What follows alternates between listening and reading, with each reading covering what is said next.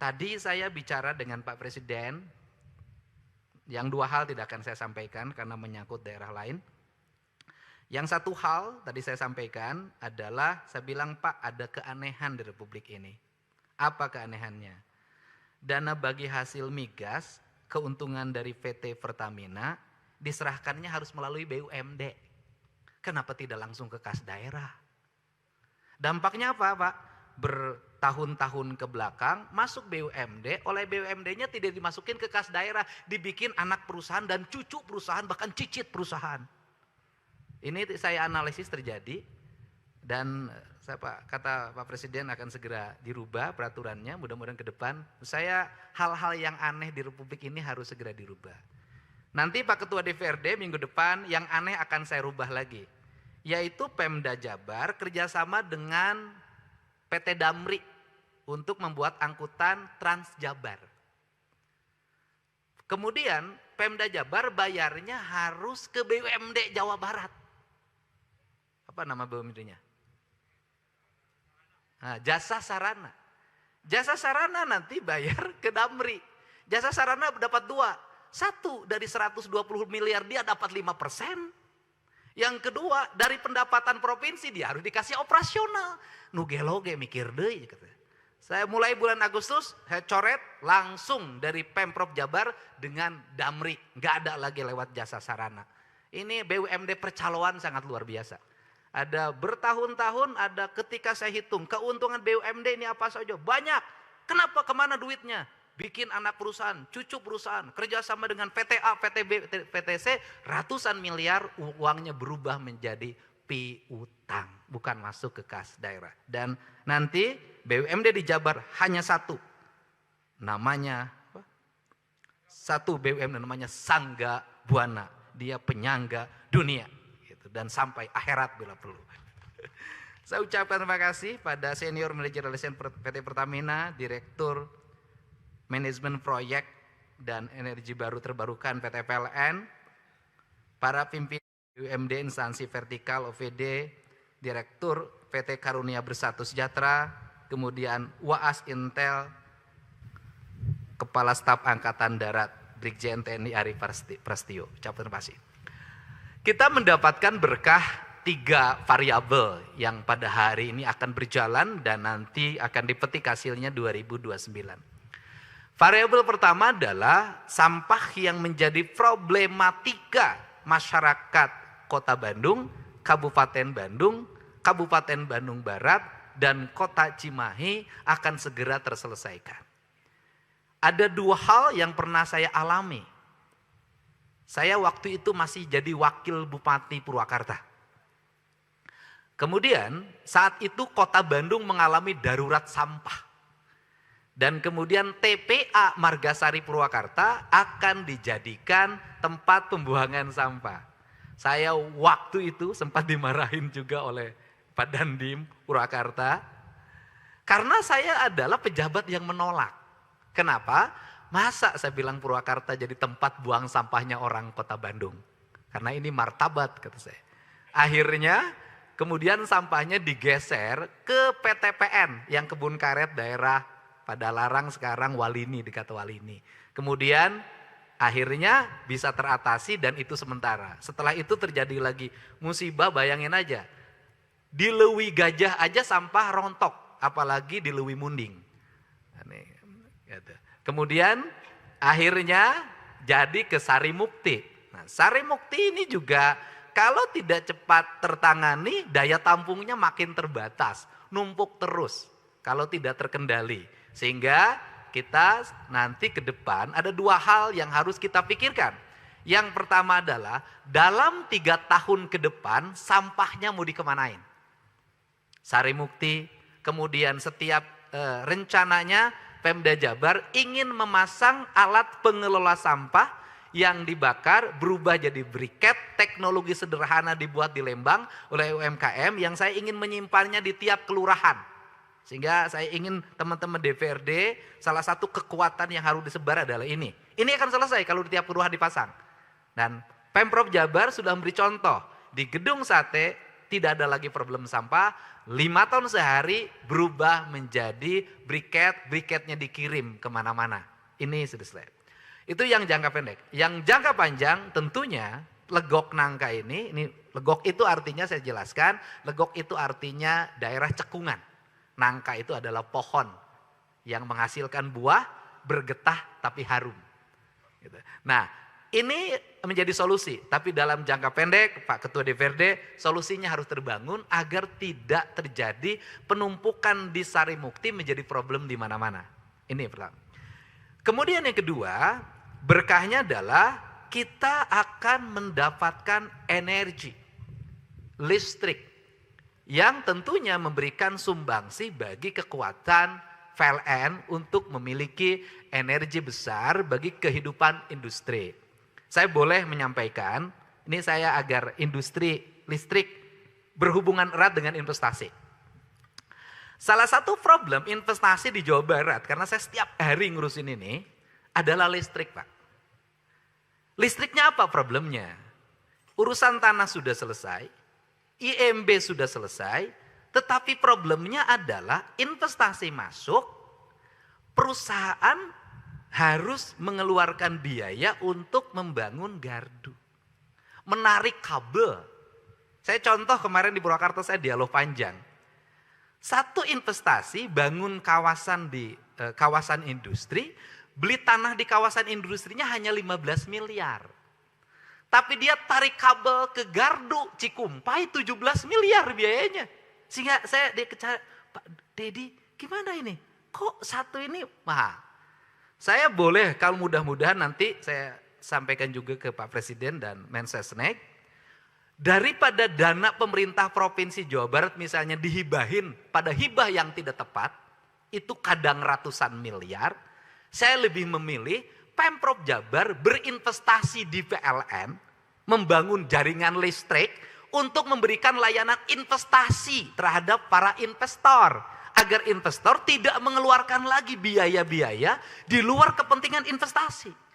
Kalau kita berinvestasi 500 miliar, menghasilkan 100.000 tenaga kerja, pajak, perputaran ekonomi, infrastruktur, balik lagi orang bayar menjadi kas daerah.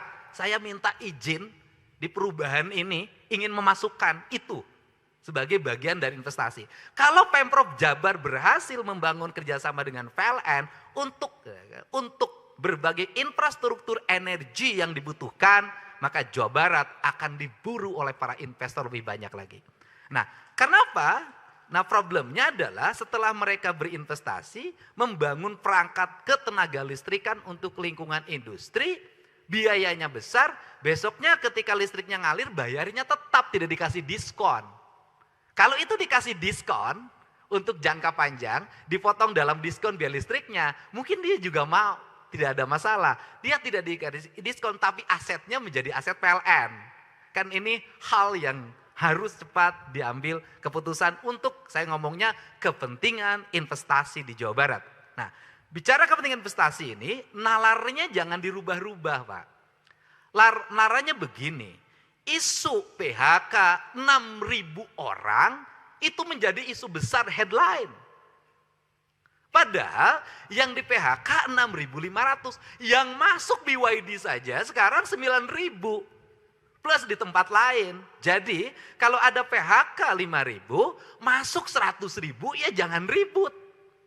Kan ada masuk. Nah ini opini yang harus dibangun karena sentimen di media sosial ini kalau berita buruk tentang pemerintahan maka menjadi headline, viral, tetapi berita positif menjadi tidak viral.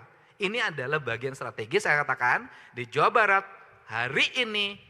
Saya sudah 2 hari ini, kemarin saya di Purwakarta ada 3.000 tenaga kerja untuk data center yang di tempat Indosat zaman dulu. Itu data center AI pertama di Indonesia, itu 3.000 tenaga kerja.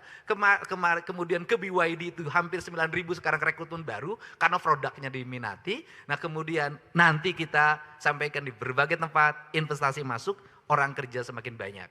Ini. Kemudian yang berikutnya adalah kita akan mendapat lingkungan yang bersih. Udaranya bersih, jumlah pohonnya harus semakin banyak.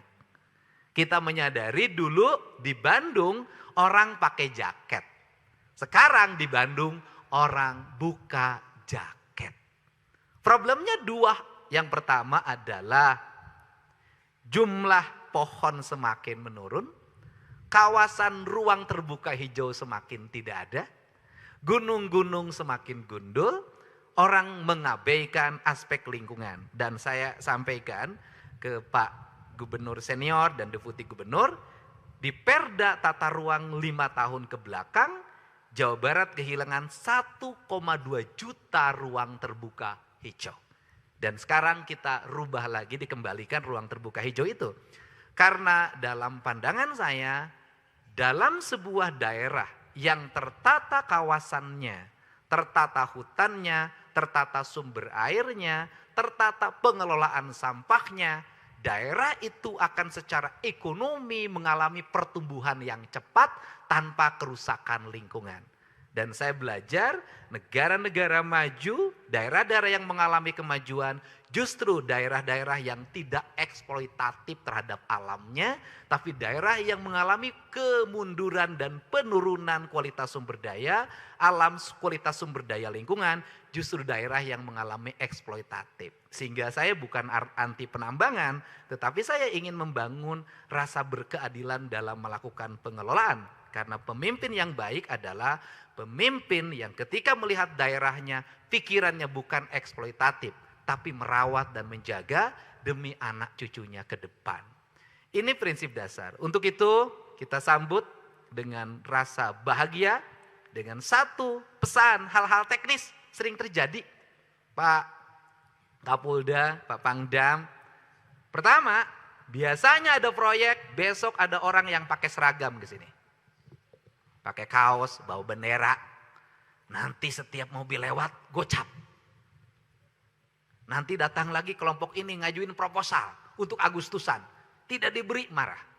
Saya katakan, tidak boleh di proyek Legok Nangka ini, saya akan minta Pak Kapolda dan Pak Pangdam jaga 24 jam.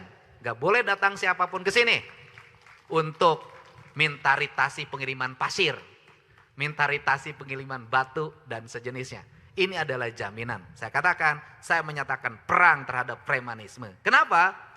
Premanisme, kita membiarkan orang mendapatkan uang tanpa bekerja. Ini akan melahirkan sebuah presiden buruk.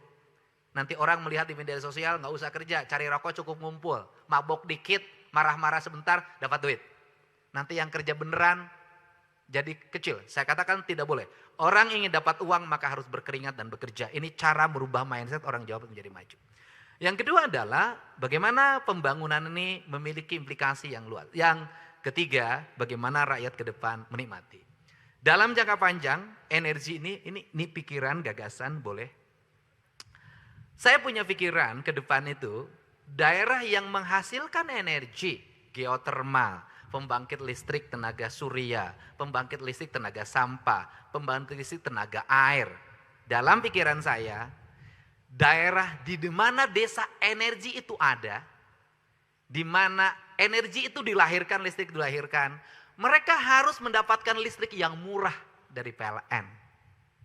Penghasil geotermal bila perlu desanya listriknya harus gratis. Kenapa? Mereka akan bersyukur tempat saya melahirkan geotermal. Manfaatnya bagi saya adalah listrik di desa saya gratis. Untuk itu jaga geotermal. Nah ini yang harus dilakukan. Nah hari ini seringkali industri-industri pembangkit listrik, rakyat di dekat pembangkit listriknya tidak kebagian listrik. Saya ingat Bendungan Jatiluhur mendapat listrik, mohon maaf punten, setelah saya jadi bupati. Cirata itu yang tidak dapat listriknya sangat banyak. Beberapa bendungan Saguling juga banyak. Kemudian Jati Gede banyak. Ironi.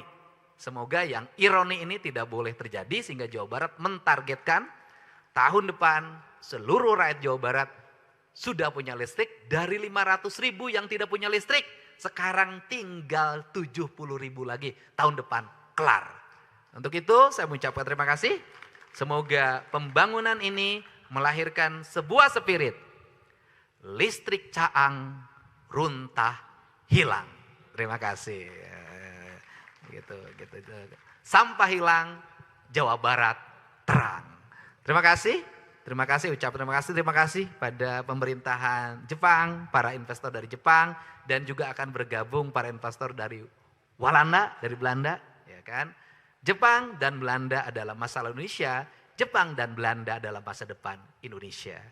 Nah, gitu. Saya juga menyampaikan, saya tiap hari meniduri Jepang dan menunggangi Jepang.